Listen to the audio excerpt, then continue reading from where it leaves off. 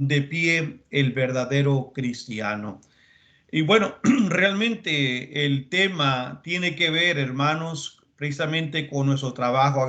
Dice Juan capítulo 7, verso 37, que en el último día, el gran día de la fiesta, dice, Jesús se puso en pie y alzó su voz diciendo, si alguno tiene sed, venga a mí y beba. Todo el tiempo, hermanos y hermanas, que usted y yo vamos a encontrar beneficio en nuestro andar cristiano, habremos de hacer lo que el Señor dice y siempre la bendición es cuando estamos a su lado. Para el pecador, el Señor le dijo que todo aquel que quiera puede llegar a Él. Y para que nosotros tengamos éxito en nuestra vida cristiana, dice, si alguno tiene sed, venga a mí. Ese tipo de llamado por parte de nuestro Dios, por parte de Jesucristo, exige de nuestra parte la voluntad que tiene que estar siempre entregada al Señor. Y Él dice, ¿tienes sed? Todo lo que tienes que hacer es venir. Esa decisión de tomar e ir hacia Él es completamente nuestra. La solución está ahí para que nosotros podamos satisfacernos de cualquier necesidad que tengas hambre o tengas sed. Todo lo que tienes que hacer es acudir a Jesús. Y el verdadero cristiano ha de mostrarse cristiano no simplemente en palabras. Me gustó esta frase, es una frase acuñada que vi en internet y que quise ponerla al pie de mi introducción, donde dice, no eres un verdadero cristiano porque escuches música cristiana o porque tengas o te pongas alguna camiseta con un versículo. Más bien, somos un verdadero cristiano porque estudiamos cuidadosamente las escrituras. Ahora, esto de estudiar tiene que ser a nivel personal también.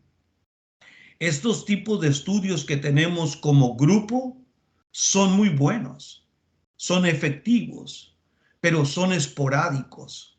No todo el tiempo están ahí. El estudio tiene que ser una de nuestras costumbres, tiene que ser una de nuestras tareas diarias. Somos un verdadero cristiano porque estudiamos cuidadosamente las escrituras, porque buscamos a diario a Dios en oración. Otro elemento básico en nuestra vida es la oración, no el orar por el orar.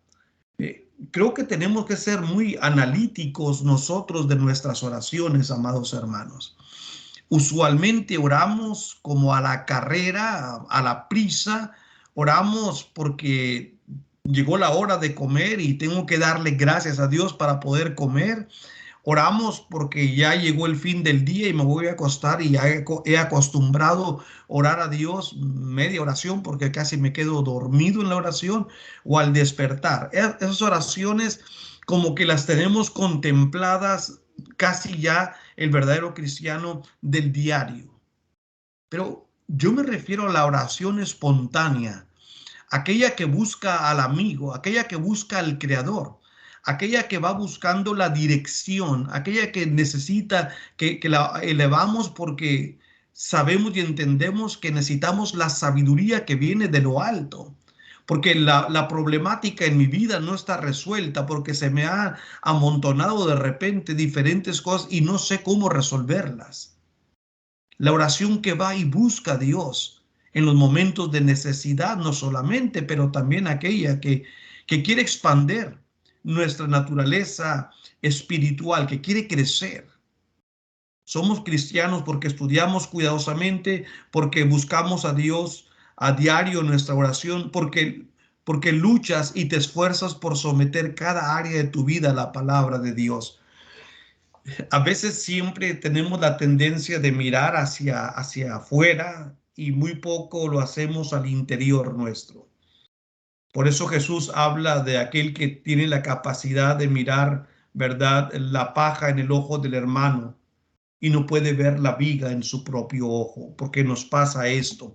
Entonces, los cristianos, un consejo podemos tomar de esta otra frase: estamos de rodillas ante Dios, o debiéramos de estarlo, pero de pie ante el mundo. Y el verdadero cristiano, como dice ahí, estudia cada derrota, porque sí, esto es también algo real. No siempre los cristianos, desafortunadamente, obtenemos el premio o llegamos a la meta. No siempre alcanzamos la línea que debiéramos. En alguna u otra forma, en ocasiones resbalamos o caemos. Pero debemos de nosotros estudiar qué fue lo que me ocurrió, por qué resbalé, por qué no alcancé, por qué no pude agradarle a Dios como debía.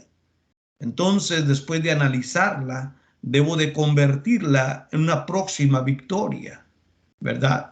Porque así lo hace el verdadero guerrero, el verdadero cristiano. No siempre triunfamos, y eso lo sabemos, no siempre obtenemos el objetivo final, pero siempre volvemos otra vez a la lucha, a la batalla, de pie, porque tenemos un ejemplo perfecto, y es el ejemplo de Jesucristo. Bueno, me voy a valer de unos textos que el apóstol Pablo escribió, hermanos, que nos hablan acerca de ser algunos utensilios de honor. En la casa de nuestro Dios, obviamente, hermanos, como vamos a ver, si gusta abrir su Biblia conmigo en 2 de Timoteo, capítulo 2 y el versículo 20, el apóstol Pablo, bajo inspiración, habiendo enviado a Tito, hermanos, para predicar en aquella gran isla y llevar el evangelio, y también componer algunas cosas que estaban no siendo bien enseñadas, le dice, entre otras cosas, ¿verdad?, que en una casa grande no solamente hay utensilios de oro y de plata, sino también de madera y de barro, y unos son para usos honrosos y otros para usos viles. Bueno, entonces este versículo va a darnos pauta a nuestra consideración desde el punto de vista de qué es lo que Dios está pidiendo de mí, qué es lo que me hace a mí estar de pie, en una figura retórica, simbólica, obviamente. ¿Qué es lo que me hace arrodillarme ante nuestro Dios? ¿Qué es lo que me hace estar firme? ¿Qué es lo que tengo que deshacerme? ¿Qué tengo que hacer para ser el verdadero utensilio en la casa de Dios, pero que sirve para usos honrosos? En la casa de Dios, hermanos, la cual es obviamente la iglesia del Señor, en la escritura se manifiesta como tal. Pablo dijo a Timoteo en la primera carta que escribe a Timoteo, en el capítulo 3 y en el versículo 15, entre otras cosas, le dice el verso 14 que, mire, yo te escribo esto, aunque tengo la esperanza de ir pronto a verte, para que si tardo sepas cómo debes conducirte en la casa de Dios. La preocupación más grande que en ocasiones pasa por mi mente, hermanos, es cuántos de nosotros vemos a la iglesia con esta visión, entendiendo que la iglesia somos los llamados, obviamente. ¿Cuántos vemos a este grupo de santificados, de redimidos, de comprados, de justificados por la gracia de Dios? ¿Cuánto lo vemos como la casa de Dios? ¿O cuánto vemos y pensamos en la iglesia en términos de, bueno, un grupo de personas que están ahí y se juntan para cantar y orar? ¿A cuánto nos sube a la mente? Porque si usted se piensa y va en el camino del pensamiento de Dios, cambiará completamente nuestra perspectiva en relación a la iglesia. Es como, yo no sé si le ha pasado, pero cuando uno mira un imponente edificio de adoración, por ejemplo, y las catedrales de los católicos en su forma arquitectónica son imponentes al ojo humano, al menos al mío lo es. Eh, he andado en muchos lugares, gracias a Dios, predicando, Y cuando encuentro uno de estos edificios, hermanos, no personal, me gusta analizar, ¿verdad? La arquitectura de tales lugares. Y obviamente me lleva rápidamente a aquellos planos diseñados por David y entregados a su hijo. Y cuando usted lee la estructura, la magnificencia del templo de Dios que Salomón hizo, hermanos, es obviamente que tenía que haber sido algo imponente estar en esa casa de Dios, especialmente sabiendo que la presencia del Señor estaba ahí detrás del velo, ¿verdad? Y como dice la palabra, y se manifestaba. Entonces, ¿es esa nuestra perspectiva en relación a la iglesia? Entendemos que es la casa de Dios. Y Pablo termina o continúa hablándole a Timoteo, no solamente le dice que le escribe para que él aprenda a conducirse en la casa de Dios, que es la iglesia del Dios viviente. Aparte, la iglesia tiene este encargo de ser una columna, de ser un sostén, hermanos, de la verdad. Cuán agradecidos debiéramos nosotros ser que por la gracia del Señor, cuando vinimos a Él en obediencia y manifestamos, hermanos, nuestro deseo de ser un servidor de Cristo, por su gracia Él nos trasladó del reino de las tinieblas al reino de su amado Hijo, como dice la palabra del Señor.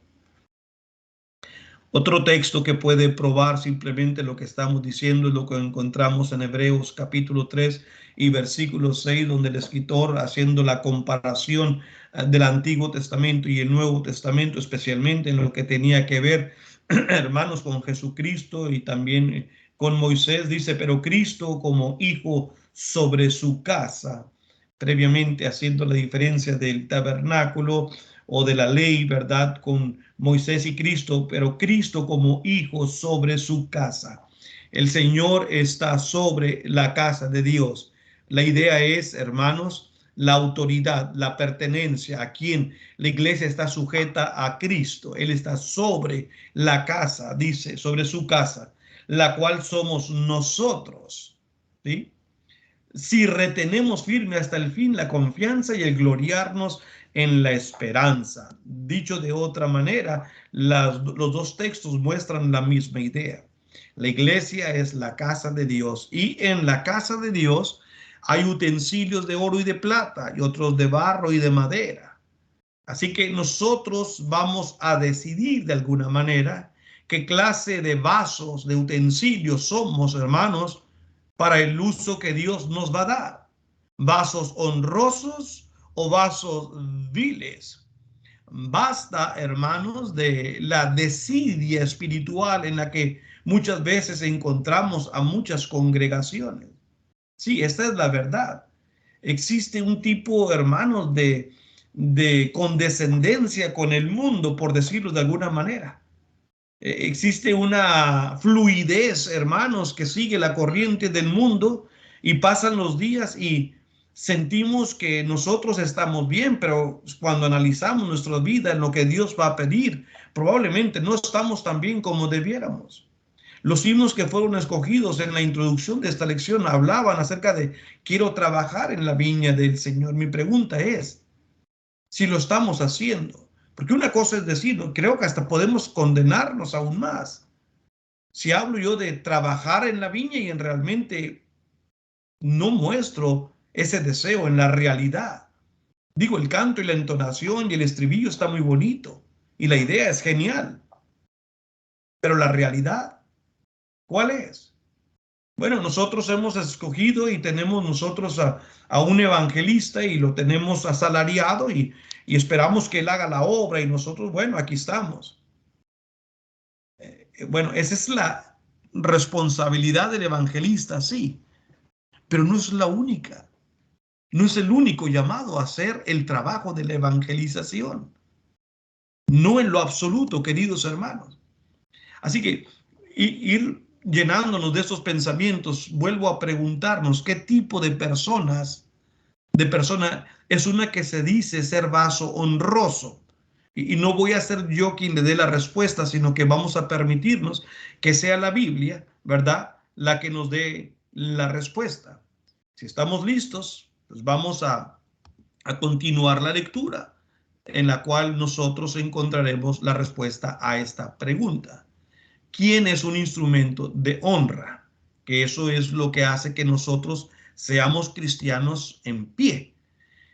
Bueno, leyendo la palabra del Señor en los textos que estamos aquí analizando, 2 Timoteo capítulo 2, verso 21, dice la palabra del Señor después de haber dicho que en una casa grande hay utensilios de honra y otros, hermanos, no para usos honrosos. Dice el versículo 21, así que si alguno se limpia de estas cosas, será instrumento para honra. Bueno, el versículo 21 va a ser clave en el análisis de nuestra lección.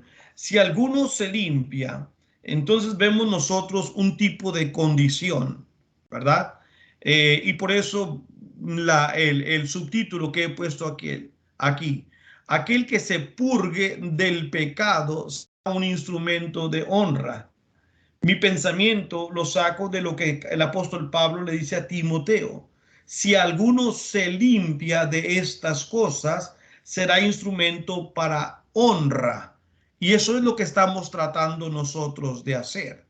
Debemos de hacer nosotros todo esto, no solamente lo que nosotros queramos escoger. Vamos ahora a ir dentro del contexto a leer algunos versículos anteriores al versículo que estábamos leyendo, iniciando la lectura del versículo desde el versículo 16 hasta el versículo 23. Dice la escritura así: mas evita profanas y vanas palabrerías, porque conducirán más y más a la impiedad. Sí, tenemos que hacer esto, tenemos que aprender a evitar un lenguaje profano. Por ejemplo, hermanos, nosotros en las vanas palabrerías, como cristianos, venimos nosotros a tener un nuevo nombre y a tener una nueva personalidad. Hemos pasado de muerte a vida. En nuestro viejo hombre, en el que está viciado, en la manera que éramos nosotros antes, teníamos hábitos, quizá teníamos costumbres muy arraigadas, casi que rayaban en el punto de vicios. Y nuestras pláticas quizás no eran las más decentes, no eran las mejores, las más limpias. Entonces, todo tipo de lenguaje profano, hermanos, es decir, que no caracterice nuestro lenguaje con un verdadero cristiano, debe de ser erradicado. No sé, desde el punto de vista del tipo de chistes, cuando queremos hacer un chiste, desde el tipo de conversación como la iniciamos, las pláticas que tienen un doble sentido, las cosas en las cuales queremos participar, hablando de una manera, hermanos, no tan varonil, no tan de una manera tan cristiana, cosas por las cuales, hermanos, no se identifica a mí con un cristiano. Dice el apóstol Pablo a Timoteo, usted trate de evitar esas profanas, esas vanas palabrerías, porque te van a conducir más y más a la impiedad.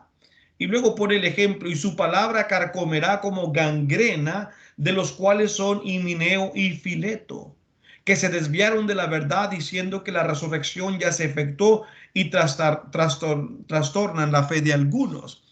En el caso de ellos, ¿verdad? Siguiendo algunas palabrerías equivocadas que tenían algún tipo de instrucción religiosa o doctrina, como le quiera llamar, hicieron que estos se desviaran.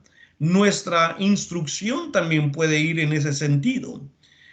Muchas de las veces nuestras compañías, nuestras amistades, el ambiente donde nosotros nos desenvolvemos, nos pone a nosotros en el tono de hablar como ellos hablan.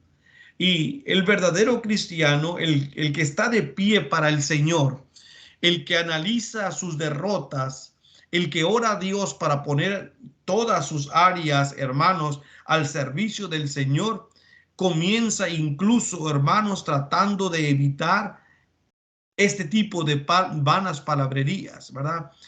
Su servidor, bueno, yo soy un mexicano y crecí en una colonia, en un barrio, como se dice, ¿verdad? En una ciudad muy, muy pobre y uno sabe que en su momento, cuando uno está creciendo y te juntas con los compañeritos, con los amigos y vas creciendo y bueno, las amistades no son cristianas y escuchas todo tipo, hermano, de mala razón, de vulgaridades, de maldiciones, de groserías, como se dice, de un lenguaje muy profano. Y tú tienes que aprender a lidiar, a cómo no decirle no a ese lenguaje. Ahora, nosotros crecemos y en ocasiones no hemos trabajado esa área y somos muy dados a caer en este problema. El verdadero cristiano, el que quiere ser un instrumento en la casa de Dios para uso honroso, tenemos que hacer todo esto, amarrar nuestra boca, o como dijo Santiago, así como le ponen un freno al animal, al caballo, para poderle dirigir. Nosotros también tenemos que aprender a dominar nuestras palabras, nuestro lenguaje, que sea un lenguaje, hermanos, cómodo, accesible, un lenguaje, hermanos, amigable, un lenguaje que las personas al escucharnos se den cuenta que tienen confianza de sentarse a platicar con nosotros. Nuestras palabras, aparte, todas ellas, dice un día, de toda palabra ociosa que habléis, vamos a dar cuenta delante del Señor. Entonces, es muy importante, amados hermanos, y especialmente como no nos hemos ido a vivir a la luna, ni vivimos separados en un desierto, sino que nosotros interactuamos del diario con personas, compañeros de trabajo, con, ¿verdad? Con vecinos, etcétera.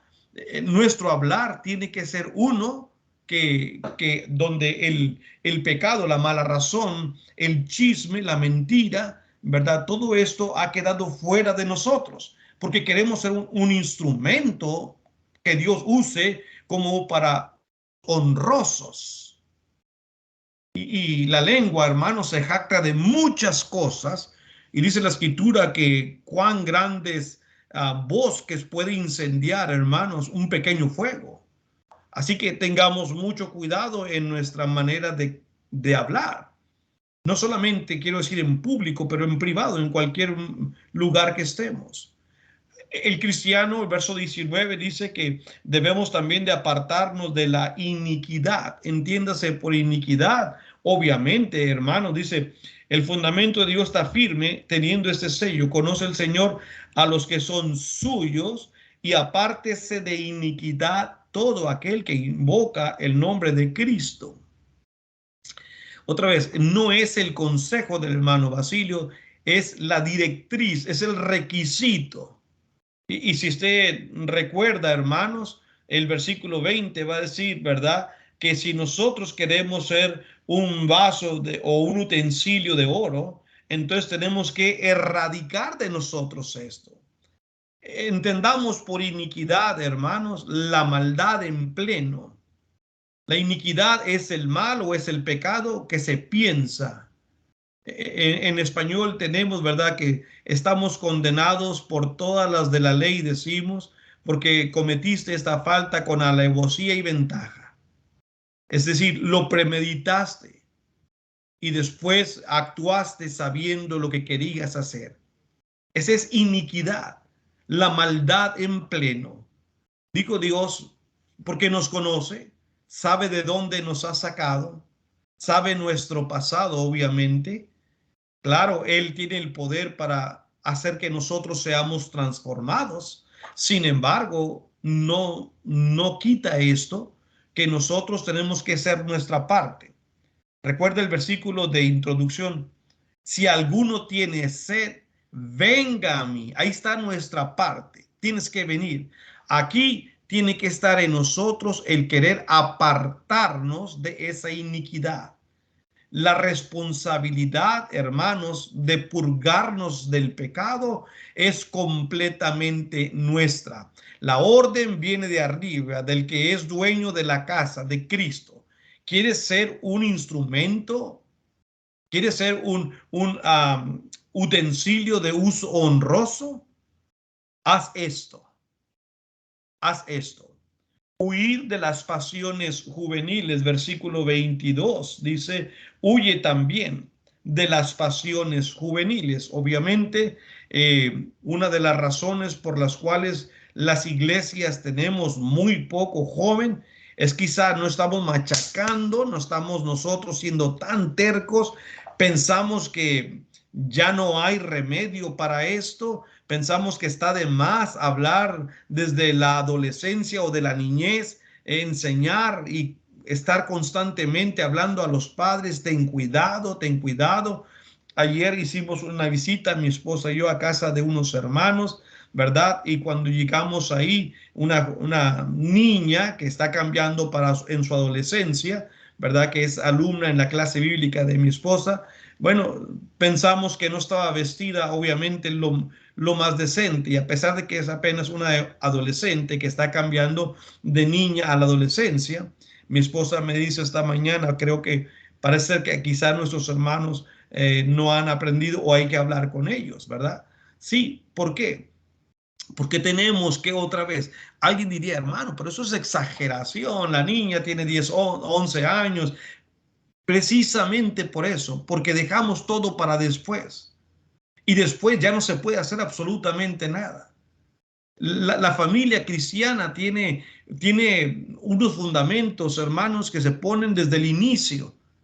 En vano edifica, hermanos, si Dios no está ahí. Y entonces, si queremos ser nosotros y que nuestros hijos sean diferentes a nosotros en el sentido, hermanos, de pulcritud espiritual, de limpieza, de erradicación, de purgar el pecado de sus vidas, vamos empezando y vamos siendo nosotros más tenaz. Ahora que todavía están bajo nuestra influencia y que viven en nuestra casa y que nosotros tenemos ese tipo de influencia sobre ellos. Cuando crecen, entonces toman sus propias decisiones, tienen un pensamiento ya forjado que es más difícil poderlos cambiar. Y quizás cuando queramos aconsejarles, van a decir, pero por 7, 8 años que he vivido aquí en su casa, no me dijo nada, porque ahora que tengo 21 años me dice que qué mal visto. Me lo pudiste haber dicho cuando tenía 10, 11 años, ¿verdad? Entonces, las pasiones juveniles, hermanos, obviamente tenemos que nosotros hablar en pleno, preparar lecciones, estudios, mensajes, donde se le hace ver al joven la razón del por qué la palabra de Dios nos dice que huyamos, ¿verdad? Eh, y créame, hermanos, y no a mí, pero creámosle a Dios. Instruye al niño en su camino y cuando fuere viejo no se apartará de él. Persona que obedece al Señor desde temprana edad, como dijo el sabio Salomón, ¿verdad? Acuérdate de tu Creador desde los días de tu juventud. Cuando en verdad lo hacemos convencido, lo que estamos haciendo representa una gran ayuda en nuestro desarrollo espiritual. Y se lo digo por experiencia propia. Yo fui bautizado cuando tenía 12 años. Y créame, hermanos, que para mi vida de preparatoria y de universidad, el ser cristiano jugó un papel elemental. Yo no estuviese hablando aquí con usted de estas cosas, a lo mejor no fuera ni un cristiano. Pero el haber tenido a Dios en mi corazón, el haber que se me enseñó, hermanos, continuamente se me machacó la idea de huir de estas cosas, dio resultado, no estuvo por demás. Entonces, y esto no es que lo probó solamente mi mamá o ella o la iglesia donde yo estaba, no, esto viene de Dios. Pero tenemos que hacerlo, tenemos que nosotros enforzarlo. Tenemos que creerlo para poder vivirlo. Entonces dice el versículo 23, pero desecha las cuestiones necias e insensatas, sabiendo que engendrarán contiendas. Cosas que tenemos que desechar, cuestiones necias. Hay cosas que en la vida, hermanos, tienen una reputación de servir, pero en el análisis profundo y espiritual realmente no tiene ningún contenido para nada. Dice Pablo a Timoteo, por favor, desecha estas cosas, porque son cuestiones necias. Lo mismo había dicho ya antes en el versículo 14 y le repite la exhortación, recuérdales esto, exhortándoles delante del Señor a que no contiendan sobre palabras, la cual para nada aprovecha, sino que es para perdición de los oyentes. Hay cosas realmente, hermanos, que no vale la pena. Creo que les conté y fue en su país, en España, hermano, cuando la única vez que he visitado y estuve en Barcelona ya, en una plática que teníamos en una casa, todo estaba tranquilo, había un hermano que era del País Vasco, estaban los hermanos ahí catalanes, había españoles, y Basilio ocurrentemente trae el tema de la política española. Bueno, aquello se prendió, hermanos, como una gran llamarada que yo no sabía cómo apagarlo. Y dice, hermano, está bien, está bien. Y no sabía cómo estaba la situación, pero todo eso generó una polémica y yo los oía hablar. Es que nosotros los etarras nunca hemos sido españoles. Entonces, ¿qué es aquí? Salta de mi país. Y empezaban. Eran cosas, situaciones, hermanos, que no tenía nada, absolutamente. Era una conversación necia. Y yo decía, ¿pero por qué no se callan? Pero yo fui el culpable. Aprendí luego. El hermano que andaba conmigo dijo, no vuelvas a meter una plática de estas cuando estamos juntos a este tipo de personas. Pero así también puede ocurrirnos a nosotros. Hay cuestiones que solamente, hermanos, perjudican, pláticas que no llevan a nada. Deséchalas. No deja el pecado, no dejemos el pecado en nuestro corazón. Verso 22 dice, huye también de las pasiones juveniles y sigue la justicia, la fe, el amor y la paz con los que de corazón limpio invocan al Señor. Con los de que corazón limpio. Dejar el pecado en nuestro corazón, hermanos, no es tener un corazón limpio. La asociación nuestra, hermanos, con quien la tengamos, podemos también o contagiarnos o contagiarles a ellos también. Continuar en el pecado es realmente, hermanos, incompatible con lo que decimos ser, con la gracia que recibimos. Vaya conmigo, por favor, a la carta apostólica de Pablo a los Romanos, en el capítulo 6, en los versículos 1 y 2, donde Pablo retóricamente hace estas preguntas. ¿Qué pues diremos? ¿Perseveraremos en el pecado para que la gracia abunde? ¿Debo de seguir pecando porque, bueno, para que la gracia sea más grande en mí? En ninguna manera. Porque los que hemos muerto al pecado, ¿cómo viviremos aún en él? Y cuando nosotros vinimos al Señor en obediencia plena, convencidos que queríamos una regeneración, un cambio en nuestra vida, cuando entendimos que Jesucristo es nuestro Salvador, cuando quisimos venir a Él, hermanos, precisamente esto es lo que hicimos. Quisimos morir al pecado. Dice Pablo, entonces, hermanos, si esto es así, ¿cómo quieres seguir viviendo en él? De pie el verdadero cristiano. Entendamos, hermanos, que hay cosas a las cuales no podemos volver, a cosas con las cuales tenemos que seguir constantemente luchando. Y el pecado en nuestra vida no es, hermanos, para anidarlo, para dejarlo estar ahí. Dice el versículo 12, oh, no reine pues el pecado, aquí mismo, perdón, en Romanos 6, verso 12, no reine. El verbo tiene que ver con posesión. Eh, el rey pues tiene su reinado en tal lugar. Y Pablo dice, no reine, no permitas que el pecado se apodere. No reine pues el pecado en vuestro cuerpo mortal, de modo que lo obedezcáis en sus concupiscencias. No te pareces a lo que dice ser. No eres un instrumento de honra, no serás usado en la casa de Dios para un uso honroso, no serás un utensilio de oro, mucho menos tampoco de plata.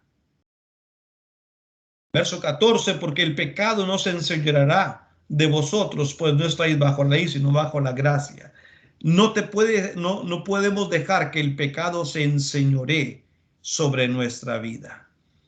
Sí, tenemos que nosotros aprender a crecer, hermanos, y crecer requiere agarrar la escoba, agarrar, hermano, instrumentos para limpiar y hacer una limpieza.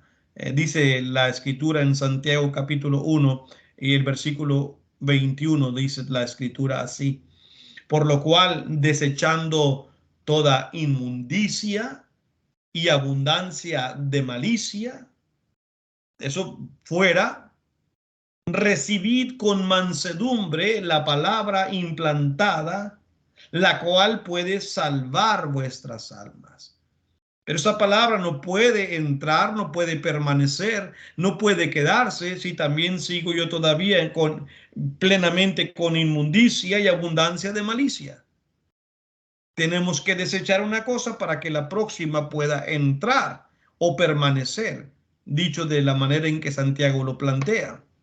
El apóstol Pedro en la primera carta y el capítulo 2, en los versículos 1 al 3, dice: desechando, otra vez el verbo desechar.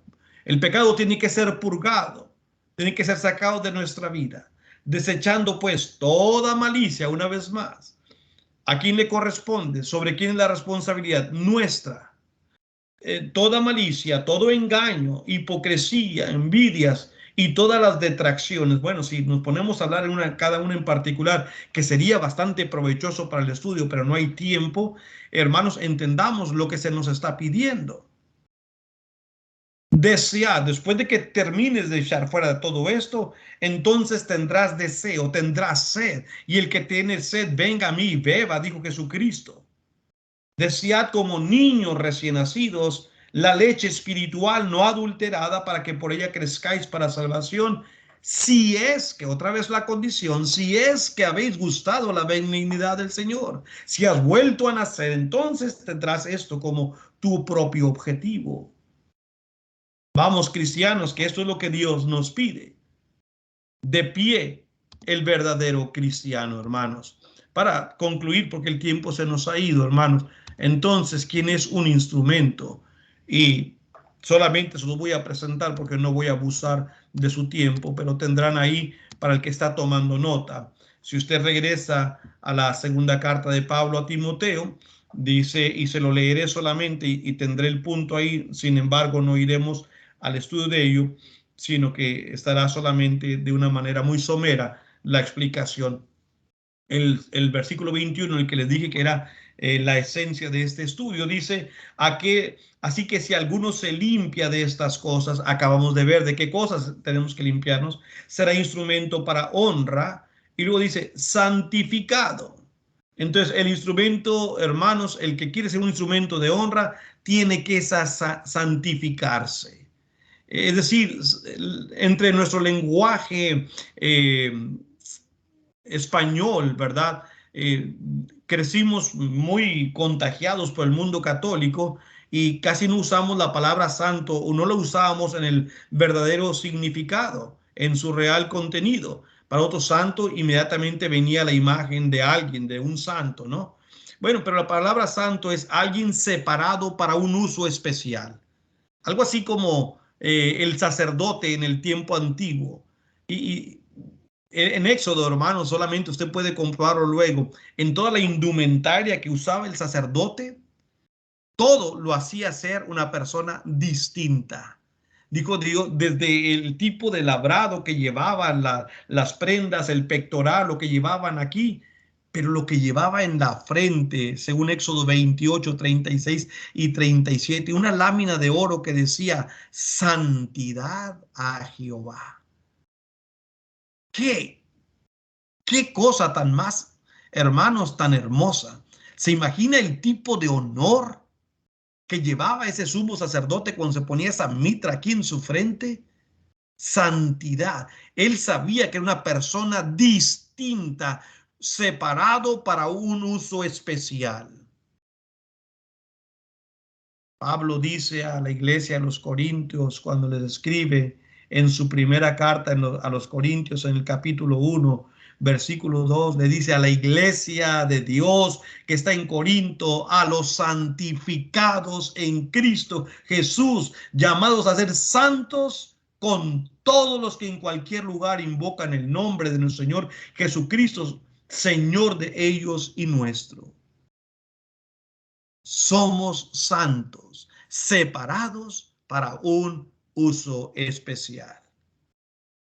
Termino leyendo rápidamente porque se acabó el tiempo en Romanos capítulo 6, verso 19 al 22. Esos textos al menos nos dejarán un buen sabor de boca después de haber escuchado esta parte de la lección tan rápida. Hablo como humano por vuestra humana debilidad, que así como para iniquidad presentasteis vuestros miembros para servir a la inmundicia y a la iniquidad, así ahora para santificación presentad vuestros miembros para servir a la justicia. Gracias, Pablo, por tal buen consejo. Porque cuando erais esclavos del pecado, erais libres acerca de la justicia. Pero ¿qué fruto teníais de aquellas cosas de las cuales ahora os avergonzáis? Porque el fin de ellas es muerte. Mas ahora que habéis sido libertados del pecado y hechos siervos de Dios, tenéis por vuestro fruto, ¿qué cosa? La santificación y como fin la vida eterna. Porque la paga del pecado es muerte, mas la dádiva de Dios es vida eterna en Cristo Jesús, Señor nuestro. De pie, el verdadero cristiano, hacer lo que nos toca. Hay que ser útil, etcétera, etcétera, pero ya el tiempo se me ha acabado. Gracias, queridos hermanos, por su atención. Que Dios les bendiga a todos, hermanos. Debemos estar dispuestos para toda buena obra, etcétera, etcétera, etcétera. ¿Qué clase de instrumentos soy? Tenemos que tomar una decisión vital. ¿Qué consecuencias eternas podrán venir? El Señor conoce los suyos. Sí, ojalá que me conozca a mí, que le conozca a usted por ser un instrumento, que estoy purgando el pecado de mí, porque quiero ser usado como un vaso honroso en la casa de Dios. Dios les bendiga, queridos hermanos. Gracias por su atención.